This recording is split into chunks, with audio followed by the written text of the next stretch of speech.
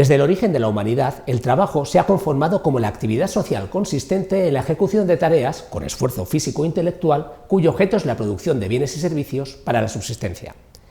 El trabajo es necesario para subsistir, pero también es fuente de enfermedad y de eso hablaremos en esta unidad. En la cultura occidental el trabajo ha sido entendido como un castigo divino, fuente de dolor y sufrimiento. En casi todas las lenguas europeas, la palabra que se utiliza para nombrar la actividad laboral proviene de una raíz en cuyo origen significaba algo penoso o un castigo. Las palabras labor o laborar derivan del verbo labo, que significa vacilar bajo un gran peso, o la propia palabra trabajar y sus paralelos en otras lenguas romances derivan del término latino tripaliare, que significa torturar o atormentar con el tripalium, un cepo de 3 palos utilizado para castigar a esclavos y reos en la antigua Roma. Que el trabajo es fuente de lesiones y dolor lo conocemos desde el Paleolítico, donde hemos identificado fracturas óseas probablemente relacionadas con la caza como actividad de subsistencia. Si trazamos una breve línea temporal, nos encontramos a los egipcios, que hace unos 4.500 años ya tenían campamentos sanitarios al pie de las obras faraónicas para atender a los obreros heridos durante su trabajo. Un poco más allá, continuamos con griegos y romanos, como Hipócrates, que recogió el saturnismo o la anquilostomiasis de los mineros en el primer libro de salud pública, que recogía algunas enfermedades profesionales. O Plinio el Viejo, que describe el uso de mascarillas de vejiga de carnero por parte de esclavos para protegerse del polvo en las minas de plomo o de mercurio. Esto ya nos confirma que los trabajadores tenían conciencia del riesgo para enfermar que suponía el polvo en suspensión. El propio Galeno describió enfermedades de mineros y curtidores de piel en Chipre en el siglo II. Tenemos que esperar hasta los siglos XV y XVI, donde Agrícola o Paracelso vuelven a recoger en diferentes volúmenes enfermedades propias de mineros, como el asma de los mineros, lo que ahora conocemos como neumoconiosis, o la intoxicación crónica por mercurio. Ya en el siglo XVIII, el padre de la medicina del trabajo, Bernardino Ramazzini, publica De Morbis Artificum Diatriba, donde describe más de 50 ocupaciones diferentes y las enfermedades relacionadas con ellas. La novedad de Ramazzini fue introducir una cuarta pregunta a las clásicas ¿qué le pasa?, desde cuándo le pasa, ya que lo atribuye. Esta pregunta no era otra que ¿en qué trabaja? A finales de ese mismo siglo, Percival Pott relacionó el primer cáncer con un trabajo, el cáncer de escroto en los desollinadores. Queda claro, después de este breve repaso histórico, que desde hace siglos reconocemos al trabajo como uno de los determinantes que inciden sobre la salud. En 1974, Marc Lalonde enunció un modelo de salud pública donde establecía que la salud de la comunidad estaba condicionada por la interacción de 4 grupos de factores: la biología humana, el sistema sanitario, el estilo de vida de la persona y el medio ambiente. En este último grupo, el medio ambiente, podemos ver que tanto el trabajo como su ausencia pueden ser el origen de la enfermedad. Si nos centramos en el ambiente laboral, podemos dividir los factores de riesgo en 3 grandes grupos: los que dependen del propio ambiente o entorno laboral, como el ruido, los productos químicos o la temperatura; los que guardan relación con el propio trabajo o su organización, como los riesgos ergonómicos y los psicosociales; y finalmente los que dependen del equipamiento y maquinaria necesarios para la ejecución del trabajo. Este último grupo sería el responsable de los accidentes de trabajo y los 2 previos estarían relacionados con las enfermedades profesionales. Todos estos factores de riesgo interactúan con el trabajador, con su biología, las enfermedades previas, su estilo de vida, etc., de forma que no todas las personas que realizan la misma actividad laboral, incluso en la misma empresa, desarrollan las mismas enfermedades. Hasta ahora hemos visto una presentación muy médica, con su poquito de historia de la medicina para conocer los antecedentes, algo de etiología y de los factores de riesgo, pero ahora quiero hacerles una pregunta. Y para ello les resumiré los antecedentes de estas 2 fotografías. Una de ellas es un varón que ha sufrido una torsión en varo del tobillo derecho mientras se entrenaba para la carrera popular del barrio. Y la otra es de un ferrallista que ha sufrido una torsión en varo del tobillo derecho al pisar un armazón de hierro corrugado mientras lo preparaba para echar hormigón. ¿Cuál es el accidente de trabajo? ¿La fotografía A o la fotografía B? No lo saben, ¿verdad? Yo tampoco. El motivo es sencillo: no hay ningún signo clínico que nos diferencie el accidente de trabajo o la enfermedad profesional de un accidente no laboral o una enfermedad común. Estos 2 conceptos, el accidente de trabajo y la enfermedad profesional, son conceptos legales y no médicos. Están descritos en el Boletín Oficial del Estado y no aparecen en el Manual Harrison, tampoco en el Farreras, ni mucho menos en el Manual Merck. Creo que esta diapositiva es la más importante de toda la presentación. Aquí a la izquierda tenemos una reflexión de una alumna del grado de Medicina que cursó la asignatura optativa de Medicina del Trabajo. Esther dijo textualmente: para definir tanto el accidente de trabajo como la enfermedad profesional, debemos acudir a su definición legal y alejarnos del sentido común. A la derecha vemos una página del Heraldo Aragón de 1996 donde relata el crimen pasional acaecido en el barrio del Picarral de Zaragoza, conocido como el crimen del radioaficionado. Leido Halcón era el seudónimo de una radioaficionada de 38 años que conoció en las ondas a Riglos, de 25 años. Charlaba muchas noches, lo que provocó que él se enamorara de ella. El amor no era correspondido porque Lady Halcón estaba casada y tenía 2 hijos. El 9 de enero de 1996, Riglos esperó en el portal de la casa del matrimonio a Lady Halcón y a su marido de 41 años. Cuando ambos salían de casa para ir a trabajar, les atacó y acabó con la vida de los dos, asestándoles 87 puñaladas. La muerte de Lady Halcón se consideró accidente de trabajo, pero la de su marido no. ¿Por qué? Se lo contaré más adelante. Como bien decía Esther, debemos olvidarnos del sentido común y acercarnos al Boletín Oficial del Estado para entender los daños derivados del trabajo. La Ley de Prevención de Riesgos Laborales dice que se considerarán como daños derivados del trabajo las enfermedades, patologías o lesiones sufridas con motivo u ocasión del trabajo. Vemos que es un concepto muy amplio en el cual cabe cualquier alteración de salud relacionada, causada o modificada por las condiciones del trabajo. Pero los daños derivados del trabajo que recoge nuestra normativa, en este caso el texto refundido de la Ley General de la Seguridad Social de 2015, son el accidente del trabajo, la enfermedad profesional, la enfermedad del trabajo y el riesgo para el embarazo y la lactancia. ¿Qué es un accidente de trabajo? Pues un accidente de trabajo es lo que la ley dice que es, y en este caso lo dice en el artículo 156 del texto refundido de la Ley General de la Seguridad Social. Se entiende por accidente de trabajo toda lesión corporal que el trabajador sufra con ocasión o por consecuencia del trabajo que ejecute por cuenta ajena. Esta breve definición recoge conceptos clave, como son trabajo por cuenta ajena, lo que ya nos dice que los autónomos tienen sus peculiaridades. Otro concepto clave es que la lesión debe guardar relación directa con el trabajo, de ahí las expresiones con ocasión o como consecuencia. Y el último, pero no por ello menos importante, es el concepto de lesión corporal. Debe existir un daño, una lesión. El mejor ejemplo es el infarto frente a la angina de pecho.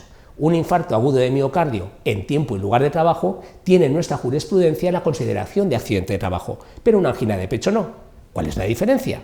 Porque en el infarto hay un daño que objetivamos mediante la elevación de las enzimas cardíacas consecuencia de la muerte celular, y en la angina de pecho, como no hay muerte celular, no está esa elevación, ni por tanto lesión. Cuando les he contado el crimen del Picarral, les dije que el asesinato de Lady Halcón fue un accidente de trabajo. En este caso en itinere, que son los acaecidos al ir o a volver del lugar de trabajo, mientras que el de su marido no. Y no lo fue porque su marido era autónomo y los autónomos en aquella época no tenían reconocido el accidente in itinere. Otro tipo de accidentes son los sufridos como consecuencia del desempeño de cargos sindicales, los acaecidos en actos de salvamento o similares, u otros como complicaciones derivadas del propio accidente o agravamientos de patologías previas a consecuencia del accidente, pero solo durante la fase aguda y sin que ello contamine de laboralidad la patología subyacente. Como norma general, salvo prueba en contra, son accidentes de trabajo todas las lesiones que sufre el trabajador durante el tiempo y en lugar del trabajo. Por el contrario, no son accidentes de trabajo los debidos a fuerza mayor extraña al trabajo, como por ejemplo un terremoto o una riada, la concurrencia de culpabilidad civil o criminal del empresario, de un compañero o de un tercero, será accidente de trabajo salvo que no guarde relación alguna con el trabajo. Por ejemplo, recuerdo el caso de un conductor de autobús que sufrió una paliza en tiempo de trabajo. El conductor, al final de línea, aprovechaba para ir al baño y en lugar de utilizar el retrete de la parada, iba a un bar cercano donde había una camarera que le atraía. El novio de la camarera, harto de las insinuaciones del conductor, un día le agredió, provocándole una fractura mandibular que requirió tratamiento quirúrgico. En este caso, la agresión durante el trabajo no fue accidente de trabajo, porque no guardaba relación alguna con el mismo. Finalmente, tampoco es accidente de trabajo si existe imprudencia temeraria por parte del trabajador que desobedece de forma reiterada y notoria las normas, instrucciones u órdenes dadas por el empresario en materia de seguridad y salud laboral. Hay una sentencia del Tribunal Superior de Justicia de Cataluña que no considera accidente de trabajo el que sufrió un trabajador que accedió a una zona de alta tensión que estaba cerrada con llave, debidamente señalizada y en unas instalaciones ajenas al centro de trabajo. Aun con todo, el trabajador accedió sin permiso, anuló los diferentes elementos de seguridad, entró en la zona no permitida, tocó un cable de alto voltaje y sufrió una descarga que le provocó graves quemaduras. ¿Qué es una enfermedad profesional? Pues la enfermedad profesional es lo que dice el artículo 157 del texto refundido de la Ley General de la Seguridad Social. Este artículo hace referencia a unos elementos o sustancias de riesgo que se relacionan con una serie de tareas o actividades recogidas en un cuadro.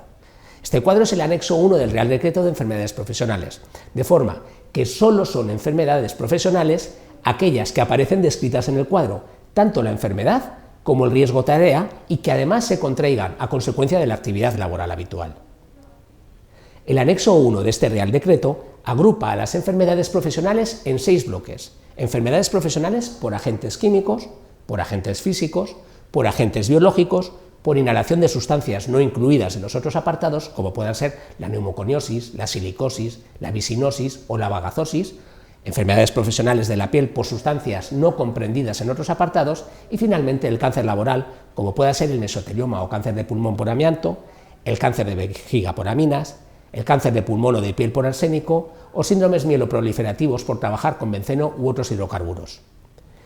Al igual que decíamos con el accidente de trabajo, una enfermedad profesional no tiene características clínicas diferentes de una enfermedad común.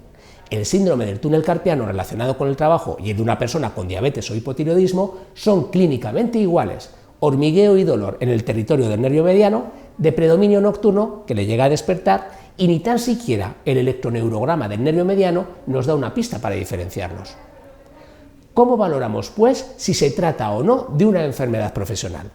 Tendremos en cuenta no solo las características clínicas, sino también indicios de laboralidad, como que aparezca o sea más intenso en la extremidad dominante, que la exposición sea previa a la aparición de la enfermedad, que la exposición tenga una intensidad o una duración mínimas, o que no aparezca mucho después de cesar la exposición en el trabajo. Estos criterios están recogidos en la Guía de Ayuda para la Valoración de Enfermedades Profesionales, publicada por el Instituto Nacional de la Seguridad Social. Un tercer daño para la salud es la enfermedad del trabajo. Su definición legal es la recogida en el artículo 156.2, párrafos E y F del texto refundido de la Ley General de la Seguridad Social. Esta redacción viene a decir que aquellas enfermedades no incluidas en el Real Decreto de Enfermedades Profesionales que se contraigan con motivo de la realización del trabajo, siempre que se pruebe que la enfermedad tuvo por causa exclusiva la ejecución del mismo, son una enfermedad del trabajo. Desde 2013 se recogen estadísticamente estas patologías, generalmente del aparato locomotor, como puedan ser las lumbalgias o las cervicalgias, a través de un sistema de información conocido como PANOTRATS, patologías no traumáticas causadas por el trabajo de la Seguridad Social. Les invito a que visiten el Observatorio de las Contingencias Profesionales de la Seguridad Social en la web www.sexsocial.es e investiguen un poco sobre ellas. Para ir terminando, quiero hacer una breve revisión de uno de los últimos riesgos para la salud relacionados con el trabajo que incorpora el texto refundido de la Ley General de la Seguridad Social: el riesgo para el embarazo y la lactancia. Esta situación viene recogida en el artículo 186 de dicha ley y tiene como objetivo proteger al feto o al lactante de los riesgos laborales a los que se expone la madre como consecuencia del normal desarrollo de su trabajo. Es importante esto último que he comentado, el normal desarrollo de su actividad laboral. El accidente de trabajo, como desviación del normal desarrollo de las tareas, no está recogido ni protegido por esta prestación. La protección consiste en una suspensión remunerada del contrato de trabajo en los supuestos en los que la trabajadora embarazada o lactante ocupe un puesto de trabajo con riesgo para el feto o el bebé y que no se haya podido adaptar el trabajo para hacerlo compatible con el Estado, ni se la haya podido reubicar en otro puesto sin riesgo. En el caso de la lactancia, la suspensión puede durar hasta 9 meses. Para que la trabajadora embarazada lactante pueda solicitar a su mutua colaboradora con la Seguridad Social dicha prestación económica, debe solicitar previamente al Servicio de Prevención la valoración del riesgo. Esta valoración es doble, tanto por los técnicos de prevención, utilizando las directrices publicadas por el Instituto Nacional de Seguridad y Salud Laboral, como por el médico del trabajo, que utilizará la Guía de Valoración del Riesgo para el Trabajo publicada por el Instituto Nacional de la Seguridad Social. El reconocimiento de la prestación y el pago de esta le corresponde a la mutua, colaboradora con la Seguridad Social, con la cual la empresa de la trabajadora tenga protegidos tanto el accidente como la enfermedad profesional. La Guía de Valoración Médica recoge diferentes riesgos químicos, físicos, ergonómicos, organizativos, que serán de aplicación en una u otra semana de gestación. La semana de gestación en la cual se concede el riesgo depende tanto de la intensidad del riesgo como de la frecuencia y duración del mismo. Por ejemplo, una dependienta de un comercio de barrio El riesgo de bipedestación dinámica se aplicaría en la semana 30 si la trabajadora está expuesta a este riesgo más del 50% de su jornada, en una jornada de 8 horas, o en la semana 34 si fuera una jornada parcial. Si el tiempo de exposición fuera inferior al 33% de la jornada laboral, como por ejemplo que compagine sus tareas de atención al cliente con otras que requieran estar sentadas frente a un ordenador, y la trabajadora tuviera una reducción de jornada, no existiría ese riesgo, por lo tanto, no se le concedería la prestación. Ha sido un breve y rápido repaso sobre los daños derivados del trabajo, por lo que seguro que le surgirán dudas. Quedo a su disposición para resolverla a través del correo electrónico madaniel@unizar.es. Muchas gracias por su atención.